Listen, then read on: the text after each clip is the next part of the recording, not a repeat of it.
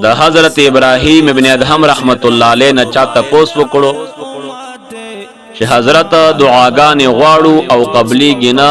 څه وجه ده؟ نو ابراهیم ابن ادهم رحمت الله علیه ورته فرمایل دعاګانې ځکه نه قبليږي چې هغه لپاره ښکارا وجې دي. یو دادا چې لئنکم عرفتم الله فلم تطيعوه وعرفتم الرسول فلم تتبعوا سنته. تاسو الله جل جلاله په جاندل دې خود ربي کریم اطاعت تاسو نه دې کړه. وعرفتم الرسول صلی الله علیه وسلم تاسو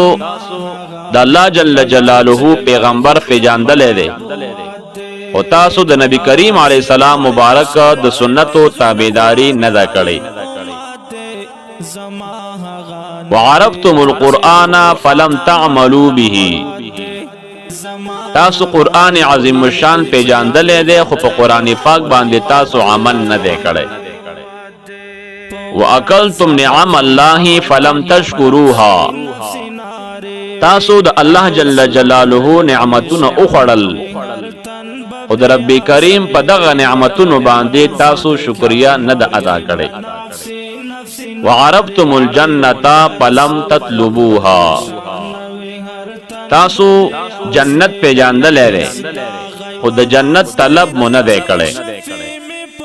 وعرفتم النار فلم تهربوا منها تاسو دوزخ په جاندل دي خو د دوزخ نم تیخت نه د اختیار کړي. وعرفتم الشیطان فلم تحاربوه ووافقتموه تاسو شیطان پیجاندل دی چې دا زمونږ د پاره ښکارا دښمن دی او دا غي سره محاربه نه کړي جنگ مر سره نه دی کړي بلکې دا غي سره موافقت کړي دی او دا غم منل دی. وعرفتم الموت فلم تستعدوا له تاسو مرګ پیجاندل دی چې دا یقیني دی او دا غي د پاره تاسو تیارې نه دی کړي. ودفنتم الاموات فلم تعتبروا تاسو مړی په خپل لاسونو باندې دفن کړي دي خدا غینم عبرت نه دی غستل. وترکتم عیوبکم واشتغلتم بعیوب الناس تاسو د خپل عیوب په خودلې دي او د خلقو په عیبونو باندې مشغول شوي وي. ابراهیم ابن ادهم رحمت الله علیه ورته داسې فرمایل چې دا دعاګانې ځکه نه قبليږي چې د الله جل جلاله اطاعت مو پرې خیره د رسول الله صلی الله علیه وسلم مبارک د سنتو تابعداري مونږ نه کړي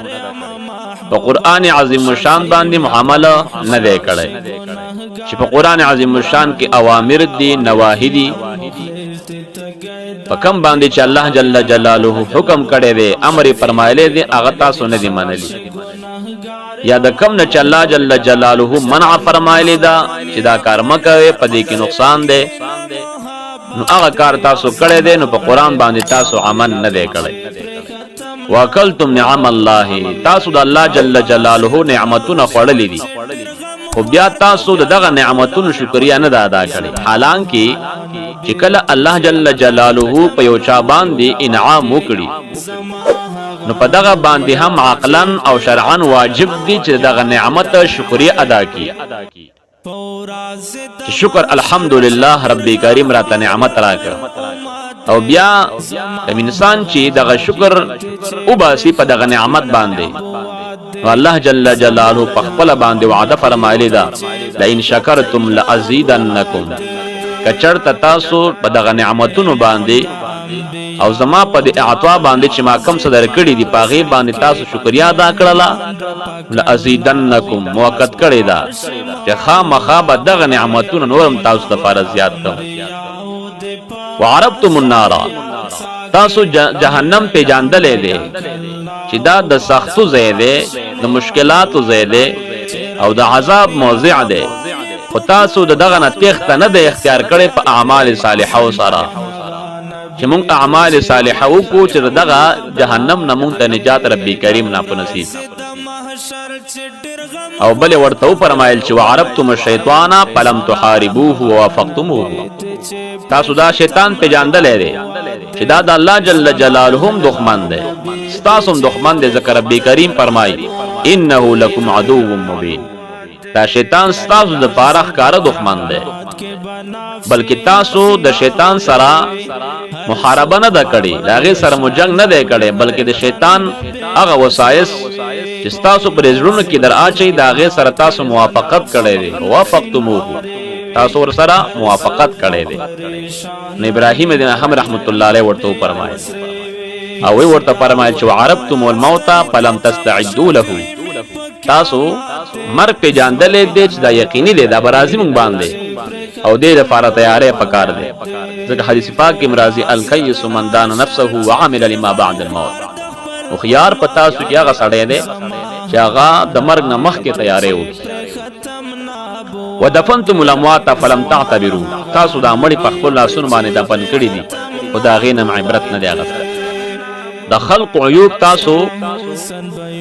د خلق عیوب وان تاسو مشغول شوی وي